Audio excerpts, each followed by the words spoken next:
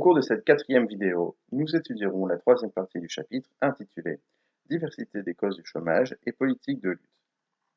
Nous étudierons l'existence du chômage classique, puis ainsi que ses solutions. Nous verrons l'explication du chômage par l'insuffisance de la demande globale. Nous nous intéresserons à la persistance d'un chômage structurel. Et enfin, nous présenterons les politiques contemporaines de lutte contre le chômage. Intéressons-nous maintenant à l'existence du chômage classique. Ce chômage renvoie à l'analyse néoclassique du marché du travail. Pour les néoclassiques, le chômage est volontaire, mais il s'explique surtout par des rigidités sur le marché du travail. Le code du travail, le salaire minimum, mais aussi la durée du travail, représentent des rigidités. Un coût du travail trop élevé explique le chômage. Le coût du travail correspond au salaire net, plus les cotisations sociales. Le salaire net et les cotisations sociales correspondent au salaire brut. À ce salaire brut, ajoutons les cotisations patronales et nous obtenons le salaire super brut, autrement dit, le coût du travail. Pour résorber ce chômage, pour résorber le chômage classique, il convient alors de baisser le coût du travail et de supprimer les rigidités sur le marché du travail. Ces politiques présentent des limites. En effet, en baissant le salaire minimum ou en le supprimant, on risque d'assister à une baisse de la demande adressée aux entreprises, ce qui réduit la production et l'investissement, qui entraîne une récession et qui risque d'augmenter encore plus le chômage. Par ailleurs, une baisse des cotisations sociales entraînerait une diminution des recettes pour les administrations publiques, qui seraient alors obligées de creuser dans les déficits pour continuer à assurer un minimum de services publics. Intéressons-nous maintenant à une autre explication du chômage. Celle-ci s'intéresse à la demande globale. La demande globale peut être vue comme l'ensemble des dépenses de consommation adressées aux organisations productives. L'insuffisance de cette demande va entraîner une baisse de la production des entreprises. Cette baisse de la production va amener les entreprises à baisser leur masse salariale, ce qui augmentera mécaniquement le taux de chômage. De plus, la baisse de la production entraînera une récession.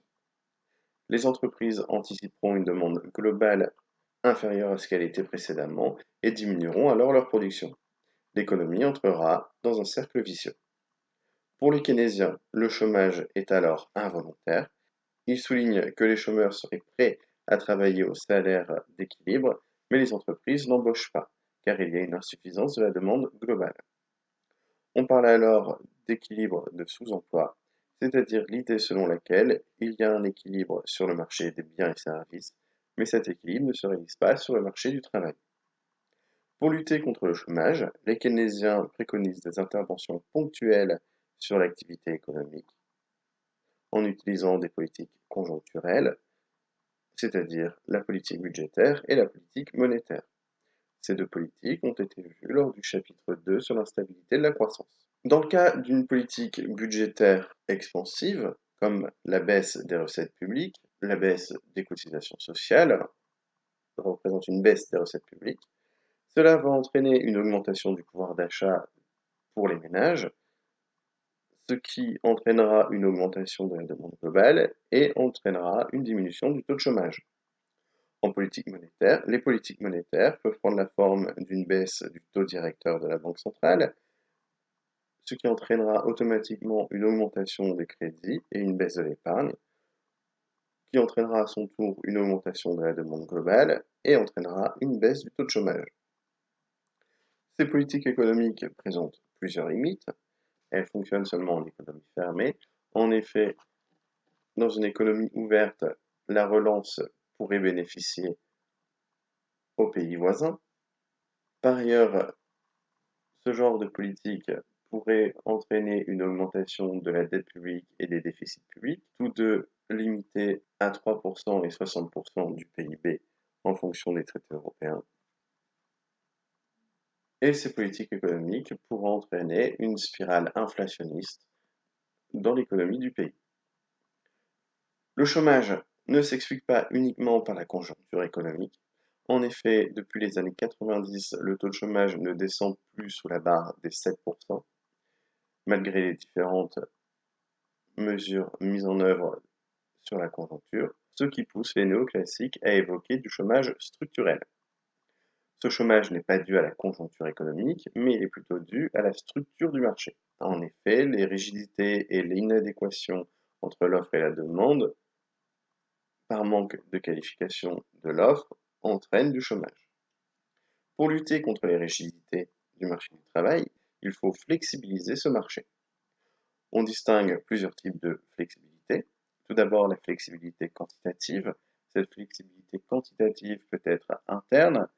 On module par exemple le temps de travail des salariés dans l'entreprise, mais cette flexibilité quantitative peut être aussi externe. L'entreprise peut faire appel à du travail temporaire via les agences d'intérim. La flexibilité peut être qualitative, dans le même ordre, d'un point de vue interne et d'un point de vue externe. Il s'agit de faire en sorte que les employés soient de plus en plus polyvalents et on peut faire varier la rémunération des salariés en fonction de leur productivité. L'autre explication du chômage structurel trouve sa source dans le manque de qualification des chômeurs, qui sont au chômage par manque de capital humain. Il faut donc les former pour qu'ils puissent correspondre à la demande des entreprises. Ces politiques de flexibilité présentent plusieurs limites.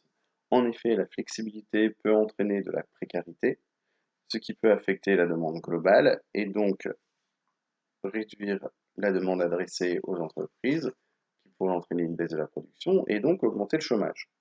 Par ailleurs, les salariés visés par les mesures de flexibilité sont ceux qui font partie des moins bien intégrés dans le monde du travail. Intéressons-nous maintenant aux politiques contemporaines de lutte contre le chômage. Si la lutte contre le chômage passe avant tout par des politiques économiques conjoncturelles destinées à restaurer la croissance, les politiques de l'emploi sont aussi mises en œuvre. On distingue alors les mesures dites actives qui visent à augmenter le niveau d'emploi et les mesures dites passives qui se concentrent sur l'indemnisation des chômeurs. Intéressons-nous plus particulièrement aux différentes mesures de politique active sur le marché du travail. Les 35 heures. La réduction du travail, ou RTT, a fait l'objet de deux lois. Les lois Aubry de 1998 et de 2000, qui ont fixé la durée légale du travail à 35 heures, à partir de 2000 pour les entreprises de plus de 20 salariés. Les entreprises de moins de 20 salariés sont passées aux 35 heures au 1er janvier 2002. L'objectif du passage aux 35 heures est de permettre une augmentation des emplois créés, et donc une baisse du chômage. Si les salariés travaillent moins, il en faut davantage pour assurer le même niveau de production. Donc, cela réduit le taux de chômage. Intéressons-nous maintenant aux mesures ciblées. Ces mesures privilégient les catégories les plus en difficulté, plus particulièrement les jeunes sans qualification et les chômeurs de longue durée, ainsi que les travailleurs âgés. Ce type de mesure consiste à favoriser les entreprises à employer ce public ciblé en faisant baisser les charges ou en leur offrant des crédits d'impôt. Intéressons-nous maintenant au pacte de responsabilité et de solidarité. Il a été lancé en 2014. Ce pacte de responsabilité et de solidarité est présenté comme un grand compromis social dont le cœur est une baisse des charges salariales et des baisses du coût du travail à hauteur de 30 milliards d'euros. En contrepartie, cette baisse du coût du travail, les entreprises doivent s'engager sur de vrais objectifs chiffrés d'embauche, mais aussi sur d'autres volets comme la formation, etc. En 2007, la loi travail est adoptée par le gouvernement. Elle a été votée en juillet 2016 après de nombreuses contestations. La loi travail permet d'assouplir de nombreuses règles du Code du travail et de donner plus de place à la négociation collective dans les relations du travail. La loi apporte davantage de souplesse aux entreprises pour adapter leur temps de travail, de repos et de congé en tenant compte de la variation des activités de l'entreprise. Pour finir, une autre mesure qui a été mise en place depuis les années 90 et notamment dans les pays nordiques, qui correspond à la flexicurité.